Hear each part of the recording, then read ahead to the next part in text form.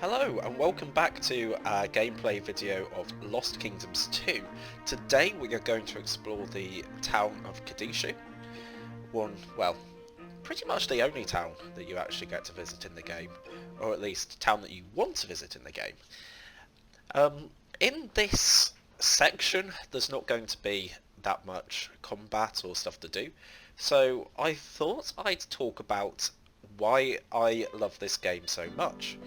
When I was very young, I must have been about 10 at the time, I first saw this game getting advertised in the Nintendo magazines, and to me it looked like one of the absolute coolest games ever. You got to collect cards, you got to do real-time combat. It was all of my fantasies about Yu-Gi-Oh! And Duel Discs come to life. So for ages I was looking for it. The early translation title for Lost Kingdoms 1 I think was called House of Cards or Rune or something like that, and so it was quite hard to find the game, which later became called Lost Kingdoms. However, one day I managed to actually find it in a game shop, and I think it was only about £10, and I bought it and I became absolutely obsessed with this game. I started to play it for hours and hours on end, trying to get every single card, and I even created cards out of paper, cardboard, coloured them in with the backs, practiced throwing them, so that, you know, I could pretend that I was in this game, and ever since then it's been one of my absolute favourites, a really, really comfy game to go back to every once in a while. It has its flaws, no one can deny that, but in general this game is just so much fun. So what I'm doing in Kendarie currently is going around trying to find all of the cards that are hidden, some of the red fairies, and just having a chat with the villagers, trying to find out about the world. I know that the soldiers from Kendarie seem to be invading, probably a bad thing. And hopefully that doesn't affect us too much.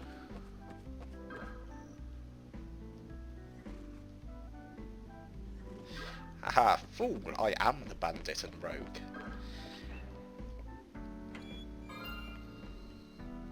So we get the Demon Hound here, which is a pretty good card in terms of being quite fast, it's independent, it can move pretty fast, usually runs away after it strikes, which means it tends not to die.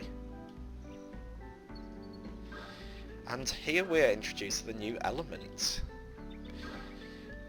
which in this game, and wasn't in the first game, is the mechanical element, which is sort of like steel types in Pokemon. Very high defense, not the best attack, but doesn't have particularly class disadvantage against it or for it, so it's kind of neutral in that regard. Now, like any good bandit, I'm here picking up rubbish, as you do. But the reason for this is, if I go and put it in this bin, I'm rewarded for helping the environment. Greta would be proud. There she is now. So quite a few things happen in this hub actually. You can talk to this guy who combines cards together. Various recipes, however my cards at this stage in the game are way too bad to be combined. In this game there's someone who collects fairies. The fairies essentially are hidden around the map. Some of them you can see, some of them you can't see. But if you manage to get enough of them, Jarvie starts to give you some quite rare cards that you can't actually get anywhere else in the game. So they tend to be worth rooting around for. And if you get 100, you get the almighty Circusaurus, which is one of the best knockdown abilities in the game. So I'm going to have a chat to this guy. Now he looks a little bit like a scam artist, but these are actually really good cards. He sells capture cards. In Lost Kingdoms 1, any card that you throw at an enemy can be used to steal that enemy. It overwrites the card, kind of like overwriting a floppy disk or something like that, and then you get to keep it. In this game, instead of overwriting your old cards, you have to buy capture cards for 1,000 a pop. And if you manage to capture the monster when it's low on health, you keep it. And I'm actually going to be aiming to do that a little bit later in this run, essentially just to save some time backtracking in later levels, because if I can get early flight, then I can essentially get some of the hidden cards and fairies without needing to backtrack too much. It's otherwise a little bit like games like Metroid or Castlevania. You have to backtrack once you get movement abilities.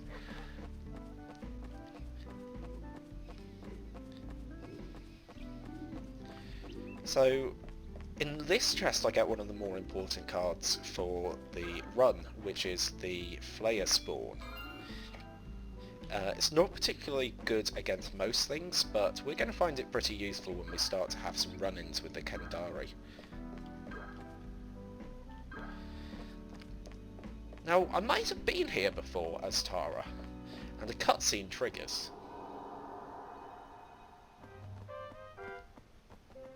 Hey, wait for me!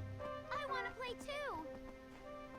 Oh, why don't you just play with some of your monster friends, freak? Oh, you can play with us if you give us that stone. Yeah, hand over the stone and we'll all play together. No, I'll never give it to you. My mother gave me this stone. It's very important to me.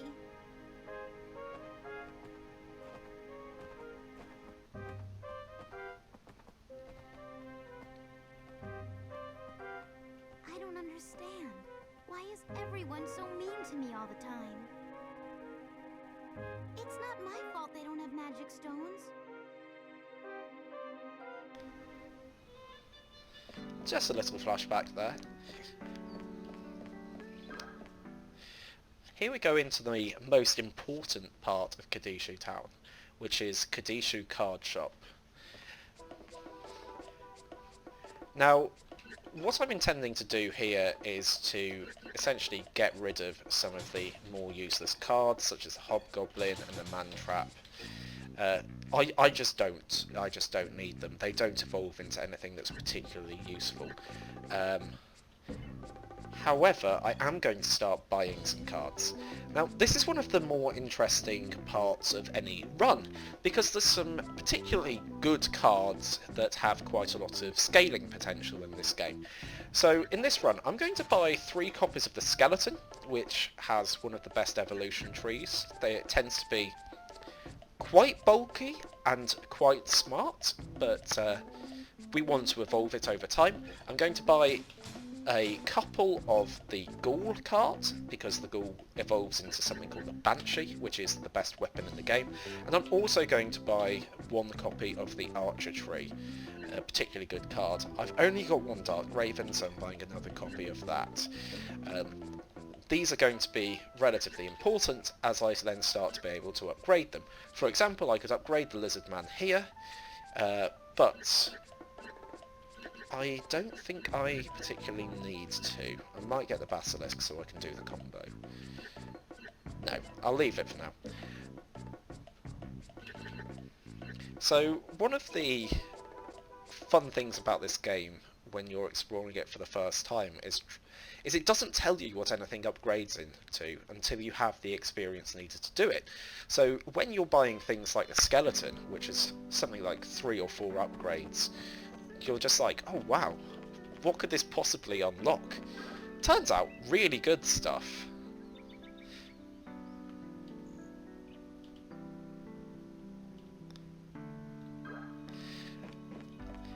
But I've done quite a few skeleton builds over time, so I'm going to try and avoid it too much, but I'll keep a few of them around in my deck and slowly upgrade them.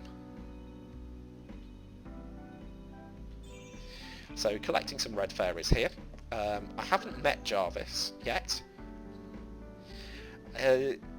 Try and imagine what sort of person might go around in the desert trying to collect fairies and see if when you meet Jarvis he lives up to your expectations. He might well do.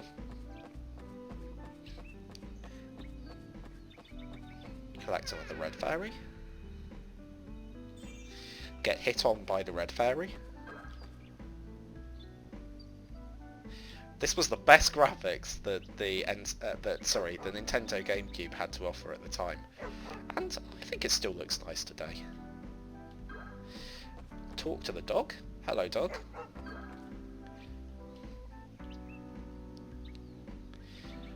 This is, of course, the story of the first game. Pick up the Demon Hound, which is currently following me. Hello, Demon Hound. Terrifying. And then we can leave the city of Kadishu.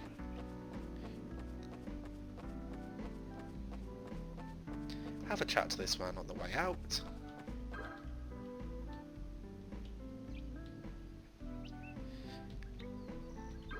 The Kendarie soldiers are after my friends. It's probably not urgent. I'm going to instead go and do this side quest I heard about in the Gromthul Desert. Now, what I'm looking for here is to improve my deck slightly again. I want to keep the beaker in to show off some of the rarer cards. I'll put one copy of the Demon Hound in to show off what it can do, one copy of the Porcupig. Leprechaun's not very good, Archery I want, Draconid I want. And of course I want the Rock Hagen, which is one of the best early game water summons. You'll notice I've got 2 out of the 3 Hagens that have been mentioned. Turns out, when you get all 3 of them, you can combine them into one special attack, which is quite good fun.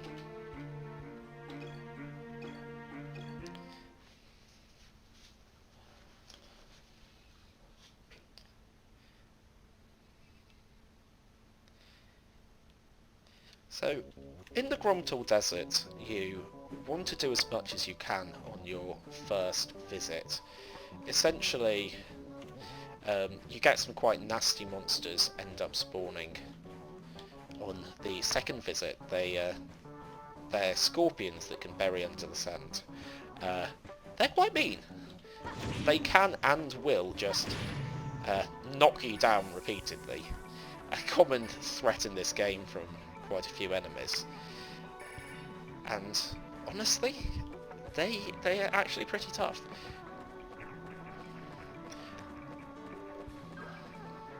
So I'm going to pick up this card here, the Venus Spider. Really cool summon. And go up to this set of doors. Man's voice. Hey, somebody, get me out of here. Help. Now, you'll notice some mummies have spawned. They tend to be pretty slow moving. I will be killing some later. But for now, I'm just going to grab the bottle and run off, as heroes do. Because, and this is metagaming, I happen to know that there is a oil well over here, which is what I'm going to head straight towards.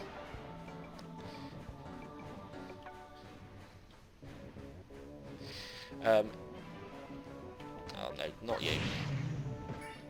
Nice. So, after I manage to get to the oil well, I get to fill up my bottle with the oil. Very helpful. I'm going to collect the red fairy, who once again warns me about the machines. And then collect the evil eye card, which isn't actually that useful. It makes you unable to take special effects like poison, stuff like that. But in general, monsters don't do that often. It's not really worth the deck space.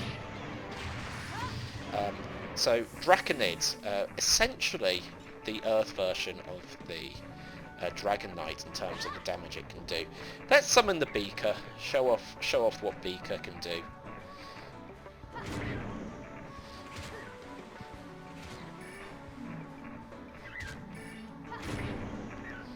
Move out of the way, mummy.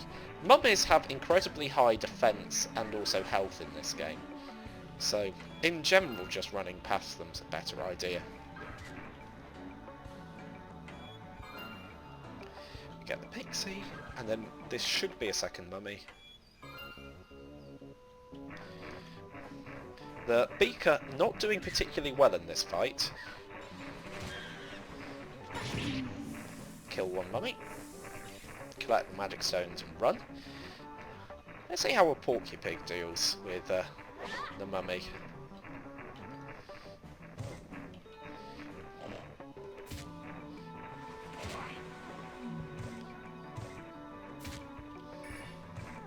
Not particularly well.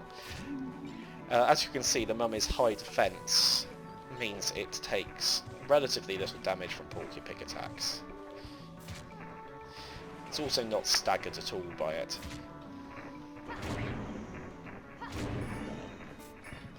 But I'm beating up these mummies primarily to get some experience for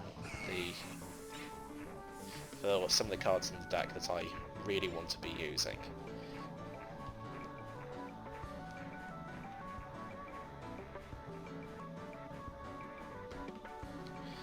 So when I go back now, I should now be able to get into the cave where the mysterious man's voice was. We'll pay him a visit once we rescue him, but once we do, we're immediately coming back to this desert. It will trigger a cutscene that ends the level as soon as I enter.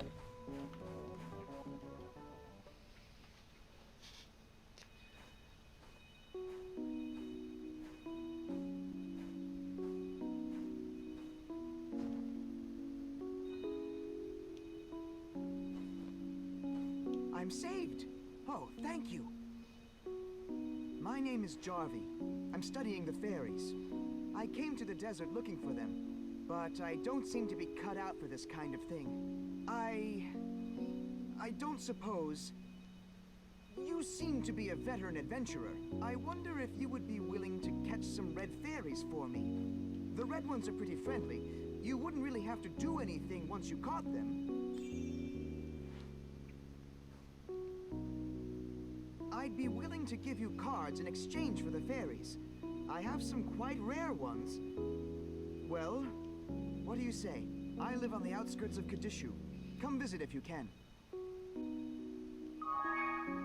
There we go. So there's quite a nice high roll that I can do here. If I get lucky, I will end up getting the... Oh yeah, the sandworm. It's a summon card, and it's one that is particularly strong in terms of just raw damage numbers. That's going straight into my deck.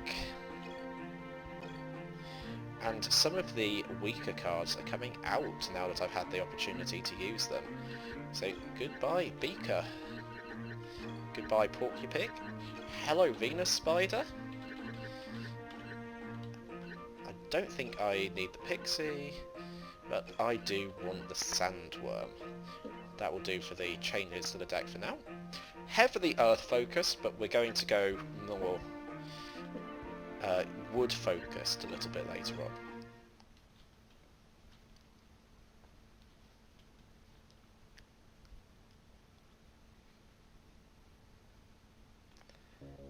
So we come back and you can immediately see that one of the scorpions has spawned. So for this I'm going to try and get a bodyguard. A Z-charged skeleton tends to be pretty strong, especially on early levels.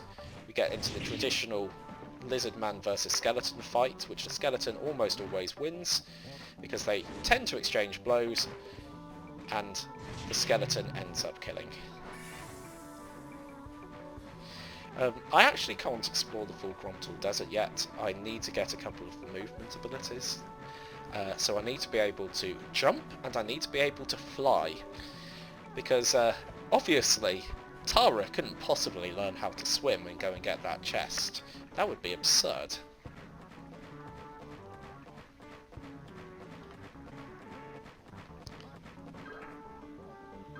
So I come back into here and I'm immediately going to trigger some mummies spawning on the outside. Get a couple more tutorial things. And then get to show off the mad storm attack of the Stormhagen.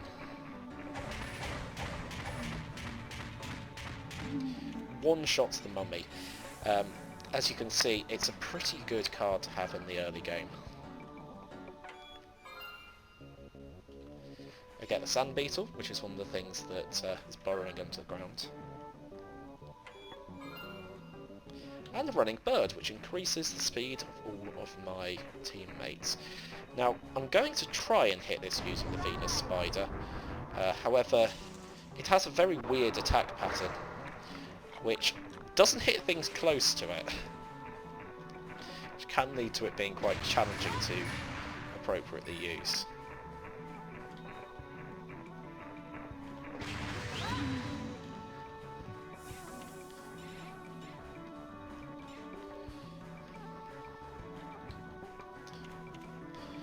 I will also try and show off this Demon Hound now that I can Z charge it without just dying.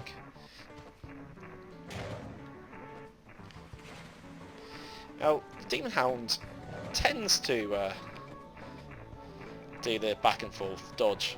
It's struggling to hit this incredibly slow mummy, which worries me a little bit in terms of its general use throughout the game.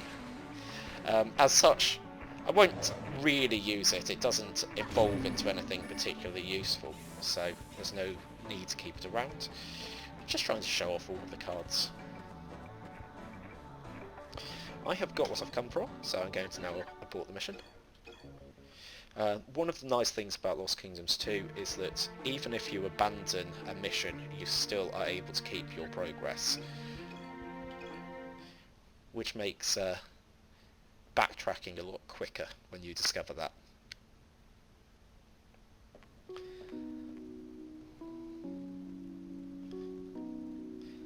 See, he's thankful. It's worth saving him.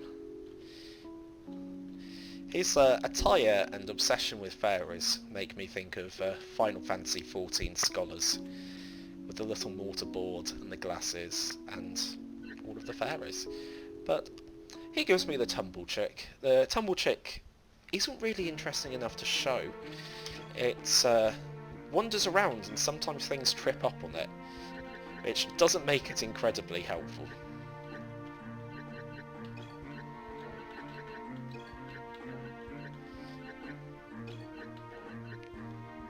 That'll do.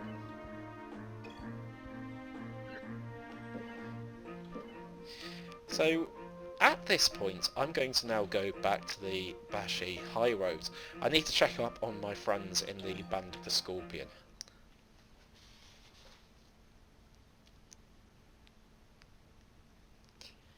It's worth noting that every single card shown on the loading screen is a card you can eventually obtain. Some of them a lot rarer than others. It's almost like a taster of what you can get if you try hard enough. Ah, Terra, there you are. Listen, Bhashea is crawling with Kendarie soldiers. They claim to be hunting bandits. The others could be in trouble. We have to go back and help them. Right, so we get accompanied by the Bishy Boy Soul on our way back.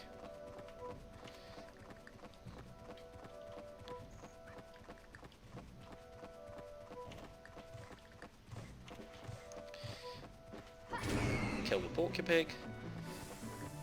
I'm sorry, little one. You can see Soul's going to help us out by attacking things using his sword, which, much like the Master Sword, can fire bolts at range.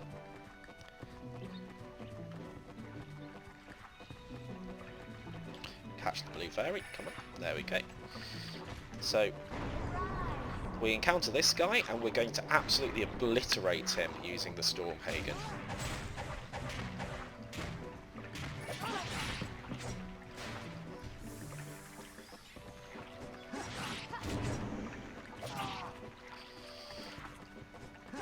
So one useful fact in this game is you can't actually take damage while a card is in the air. So you can actually use it for some quite clutch dodges. Go on, Skeleton.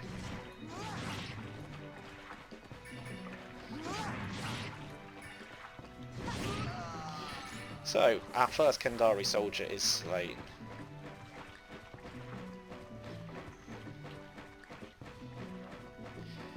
Now I can see the camp up ahead, I can see lots of the bandits on the floor, and 2 soldiers who must be responsible for this outrage.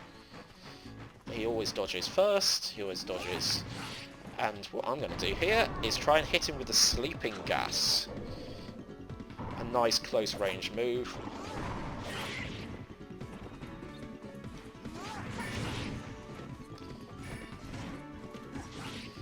Ooh.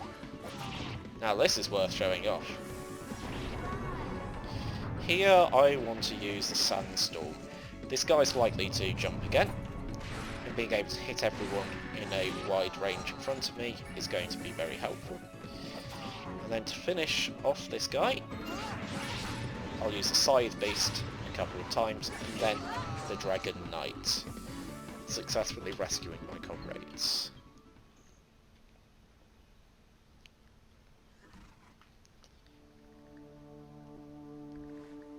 Got the last of them?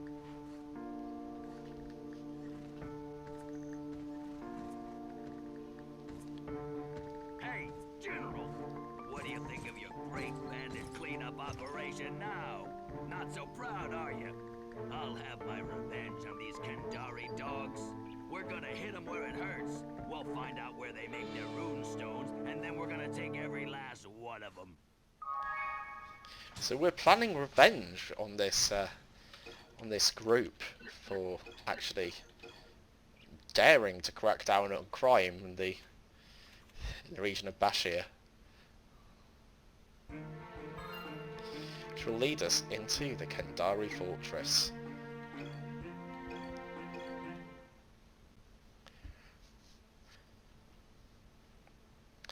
Now, Kendarie Fortress did tend to be quite challenging when I was younger. Some of the fights here are quite different to what you've experienced at this point of the game so far. Always making things bigger than they need to be. Tara, listen up. To get into Kendarie, we need to get past this fortress. I want you to sneak in there and find the switch that opens the main gate. There's probably a few soldiers inside. But you know what to do, eh? Victor, it's too dangerous for one person. I'll go with you. No, you're not going anywhere. A Kendarie patrol can show any minute, so we need you right here. Besides, Tara can take care of herself. So Sol volunteers immediately to try and help us, but there's actually only exactly 4 soldiers here, so slight exaggeration by Victor.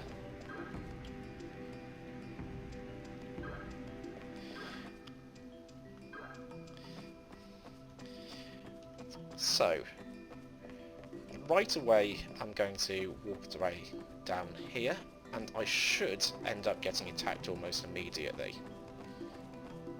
No, that's only on the second visit. There are some mandrakes that end up spawning.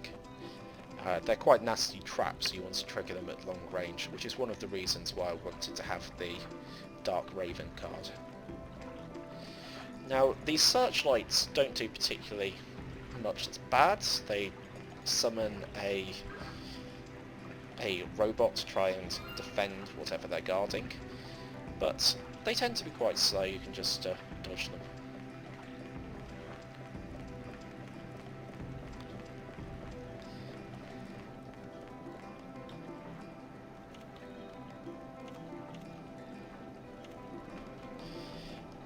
Then we get into our first fight against a fellow runestone master. Here he is. Now, these guys cheat because they're actually allowed to use a sword.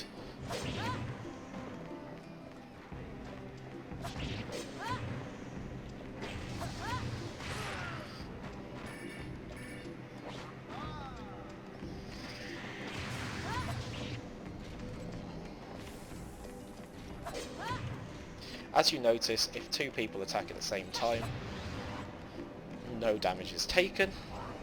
It can be quite annoying if you miss the timing or you have the same timing as them.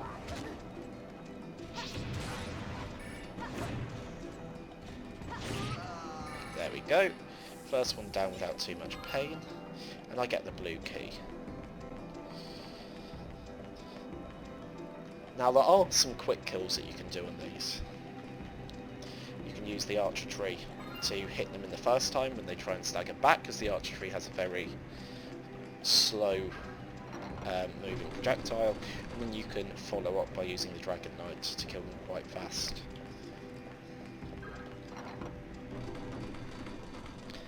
Because I've got the blue key, I can now enter the blue door. Hooray!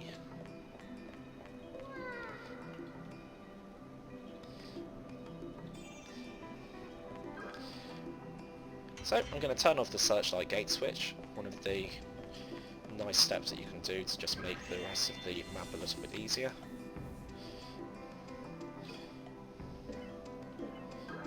And then get a free heal from the deck station. Now I can come back here a little bit later to get a card that's hidden behind there, but for now I want to just run straight through. Ignore that, ignore that, ignore that. There it is. Nice red fairy.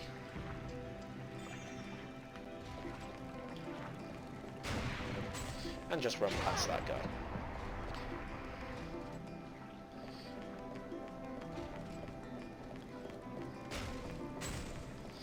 Before I move on, I'm actually going to go and regain my health. I didn't expect the mecha pult to actually hit me on the way back up.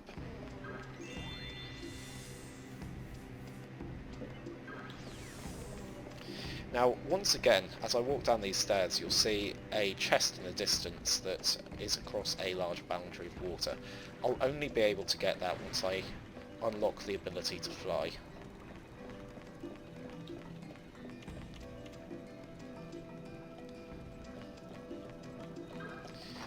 So inside this, I should now find another room with searchlights. Just sneak past them, all Metal Gear Solid like, grab the chest, and get my first copy of the Aggressor GL2, which are the robots you can see wandering around. They tend not to be worth it, they're a bit too slow to really achieve much.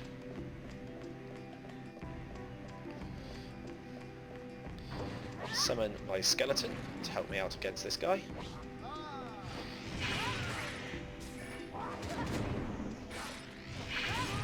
There we go, nice fast kill on him. I get the red key. Allow me through here. However, you know that your boy likes to complete as much as he can, so I'm going to go back and go to the hidden red gate. So I can go and get the secret hidden card, which is really useful. Wide AoE attack, really helpful for shaking off things when you're surrounded. It's not particularly mana efficient, especially at this stage of the game, but it's so useful, who can say no?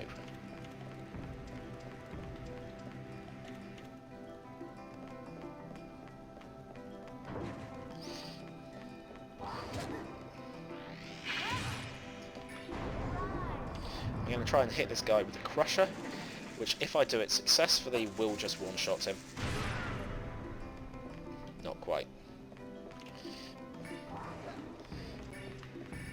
Collect some of these. Oh come on, he wasn't even attacking there. Got him. I now have the green key.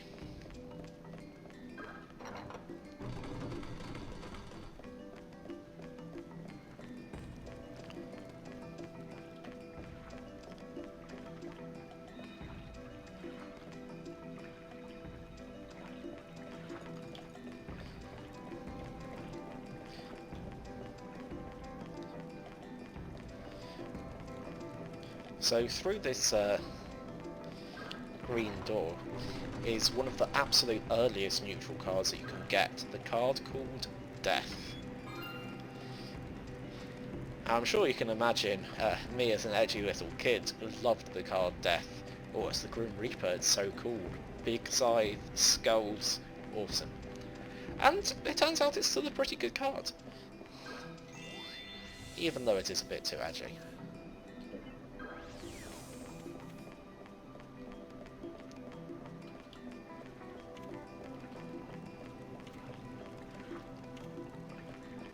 Go straight through.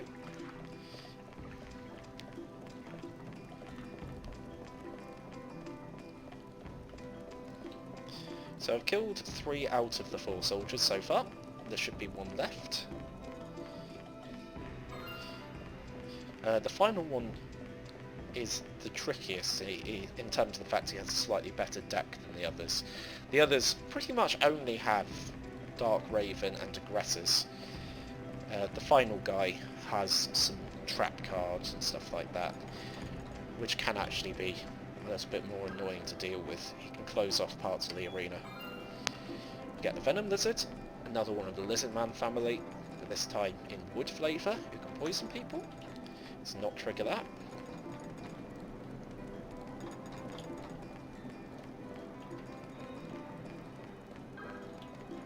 Grab this for the Mechapult. Now the Mechapult is going to be really useful in a later level.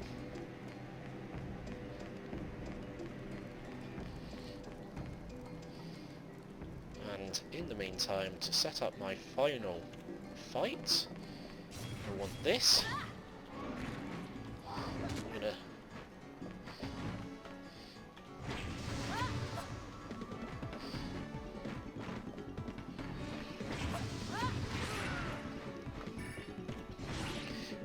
now he is cornered, so I'm going to Mad Storm him using the Stormhagen. As you can see, I get offered 2 different attacks from the Stormhagen. The Boomerang Axe tends to be a bit too tough to actually land, compared to the incredible damage you can get off the Mad Storm. It has its niche use though. Then when I pull this lever, it should trigger the cutscene that ends this level.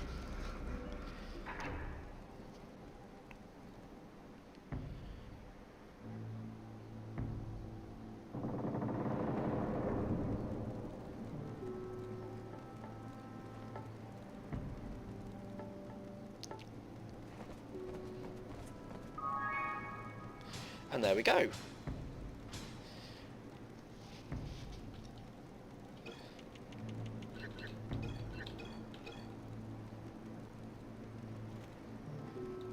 Not bad rolls.